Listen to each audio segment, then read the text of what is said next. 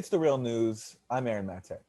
Saudi Arabia and its partner Arab countries have released a list of demands in their campaign against the Gulf state of Qatar.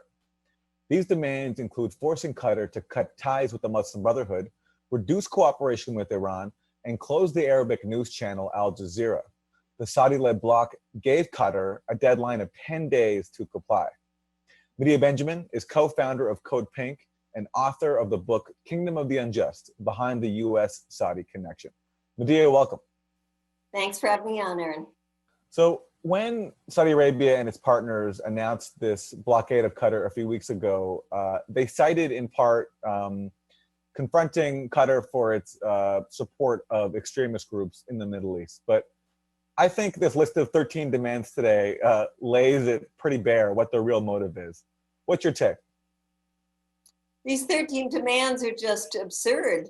It's definitely not a rational list from which to negotiate. It's basically saying to Qatar, we want you to be a vassal of Saudi Arabia and do whatever Saudi Arabia demands. I can't imagine that the Qatari government would take this list seriously, which means the crisis will continue. Let's get into what these demands are and what the priority might be here for Saudi and its partners. Asking Qatar to close Al Jazeera is shocking, but there's a good reason why, given Al Jazeera's role in the world in bringing people information about the policies of governments like Saudi Arabia. Yes, this started really during the Arab Spring when countries that were facing uprisings were trying to silence the voice of Al Jazeera because it was giving a message, it was giving a voice to the people who were uprising, and this was particularly true around Egypt. And the Saudi Arabia and other countries in the region have been trying to silence Al Jazeera, but Al Jazeera is the most watched news media in the entire Arab world. They don't like that Al Jazeera has dissident voices on there. They don't like that Al Jazeera is not towing the Saudi line. And as the managing editor of Al Jazeera English said of this demand, it would be like Germany saying to the UK, we demand that you shut down the BBC. It's ridiculous. Another big bone of contention for Saudi and its partners here is the Muslim Brotherhood. Why are they so insistent that Qatar stop its cooperation with the Muslim Brotherhood? And maybe if you could explain to people who might not know about that background, what's important to know about it. Well, it's hard to understand because we're talking about Sunnis, the Muslim Brotherhood being Sunni, Qatar Sunni, Saudi Arabia Sunni. So it's very confusing to people to understand how this rift is, because it doesn't fit into the usual Shia-Sunni rift. The Muslim Brotherhood is a group that is been organizing in power in some places. For example, in Egypt, they were the ones that came to power after the overthrow of Mubarak. At the time the Muslim Brotherhood was then overthrown, Al Jazeera and Qatar gave support to the Muslim Brotherhood from Egypt. Now, the Saudis and others did not like the Muslim Brotherhood because they had agreed, the Muslim Brotherhood, that they did not support monarchies and that they would get involved in the political process.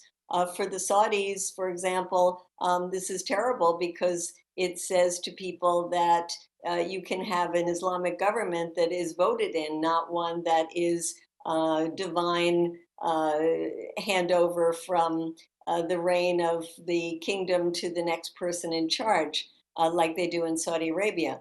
So the idea of the Muslim Brotherhood being involved in democratic process and taking over through elections is anathema to most of the Gulf states.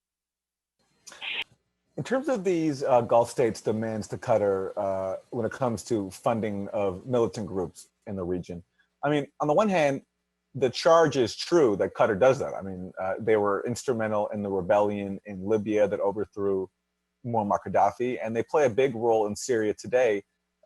sending support to jihadist groups.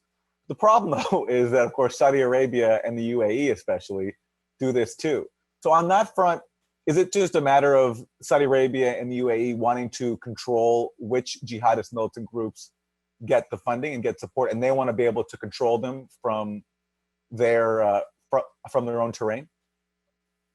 Yes, it's absolutely ridiculous for Saudi Arabia to be accusing Qatar of the very thing that the Saudis do, and as you say, the Emirates as well. I think we have to also look at this in light of the issue of Iran, because much of it comes down to that. The Saudis and the Emirates and the others do not like the fact that the Qataris have a decent relationship with Iran, and that is really an economic issue. They share an enormous offshore gas field that is extremely lucrative. And this is a business deal that certainly the Qatari government is not about to sever. And as part of the business relationships, they have a decent political relationship. It's not that they are particularly close to Iran, but they are not, as the Saudis would like them to be, seeing Iran as the enemy. So these tensions have been going on for a long time. So obviously this was a calculated move, and it seems pretty clear that it couldn't have happened without US support. And President Trump all but confirmed that when he came out and publicly bragged about giving this blockade campaign against Qatar the green light. So if it's true that this has firm US backing, at least from the Trump White House, although it's unclear whether it's also supported in the Pentagon and the State Department, what do you think Qatar is going to do? Because they're up against some powerful forces here. Well, I think we have to understand that the Trump administration is divided on this. Yes, it's true that Donald Trump gave tremendous support to the Saudis when he was there and put out those tweets saying that this is a good thing. But on the other hand, at the same time, you had Tillerson saying that this was a bad thing, and that the Saudis should come clean saying what were the exact demands, and they should be reasonable ones. And I'm sure that Tillerson saw this list and said this is not reasonable. And the other thing is the Defense Department. Qatar is an extremely important ally to the US military. And in fact, the US just sold $12 billion worth of weapons, 36 F-15 fighter jets. But it's also important to understand that there are 10,000 US troops stationed in Qatar, that Qatar is the forward headquarters of CENTCOM, which is the US military central command in the region. It's the base from which the US operates its air strikes against ISIS. So it seems on the one hand now you have Trump supporting the Saudis, and you have Tillerson and the Pentagon that are in some ways supporting Qatar. So this is a divided administration, and each side feeling that they have leverage with the United States. Do you think there was thought put into this decision by the Trump White House, by those inside the White House who are fine with isolating Qatar? I wonder if they reasoned that, hey, no matter what, we have that base there, it's not going anywhere, so we win no matter what. I don't think the U.S. would particularly see this this division as a positive thing if it keeps going. This is not good for the U.S. ties with all of the Gulf states, and those ties are economic, they're military ties. I don't think it's particularly a win-win situation for the U.S. But if it's true that Qatari support for different groups has been a thorn in the side of the US and its Gulf partners like Saudi Arabia and the UAE, in terms of having friendly relations with Iran, having ties to Hamas and the Muslim Brotherhood, and forging a more or less independent path, especially with something like Al Jazeera, there had to be a calculation by the wing of the White House that supports the blockade that this is a great thing, and they're willing to suffer the consequences no matter what. I don't know that the U.S. knew the 13 demands that were going to be made. And of course, those demands, they're now saying, the Saudis are now saying, is just laying the groundwork for negotiations. I mean, in a sense, you're right, Aaron. I think that if the Qataris are indeed going to have to give in on something, these are things that the U.S. would be happy about. The U.S. does not like that Qatar has served as a place for members of Hamas to meet. They certainly don't like that Qatar has served as, in some ways, as a support for members of the Muslim Brotherhood. These are the kind of things that might be things that Qatar is willing to give into. They're not going to give in to other demands like closing Al Jazeera or like severing its military ties with Turkey. But I do think there are some things that it will have to give in on. And yes, the US would be happy if that happened. In general, though, I think this can cause a lot more instability in the region. And who knows how long it's going to go on. The last time there was a rift in 2014 and there was a recall of ambassadors, it took quite a long time for that to be resolved, and that was not nearly as divisive as a rift as this one is now.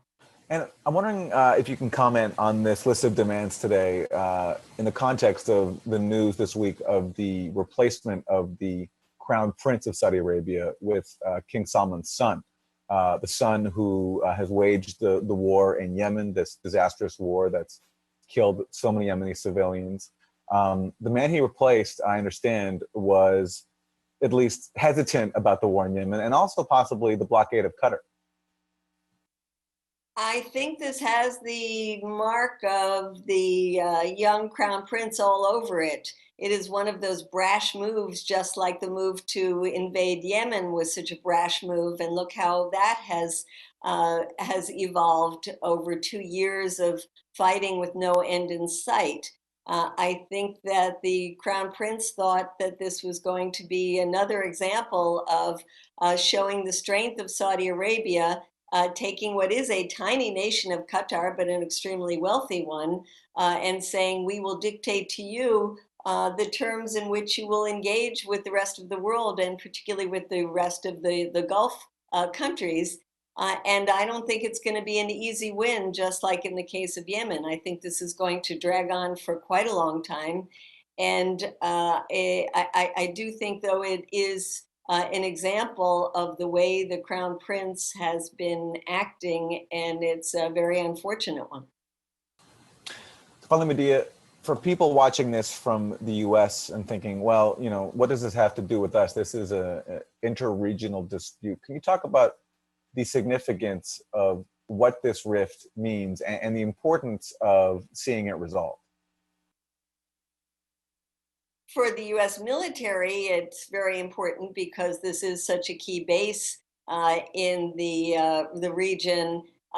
For the economic issues, there are all kinds of deals that all kinds of US companies have with not only Qatar, but also with, of course, Saudi Arabia and the Emirates.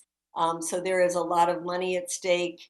And also, I think it just plays into what is an extremely dangerous escalation of tensions with the Trump administration, Israel, and Saudi Arabia trying to encircle Iran. And this is one more example of trying to cut off ties that Iran has to other Gulf and Arab nations. So there's many different reasons, both politically, economically, and militarily, why this crisis could affect us at home and could just lead to much greater tensions in the region. Medea Benjamin, co-founder of CODEPINK and author of Kingdom of the Unjust, Behind the US-Saudi Connection. Medea, thank you. Thank you. And thank you for joining us on The Real News.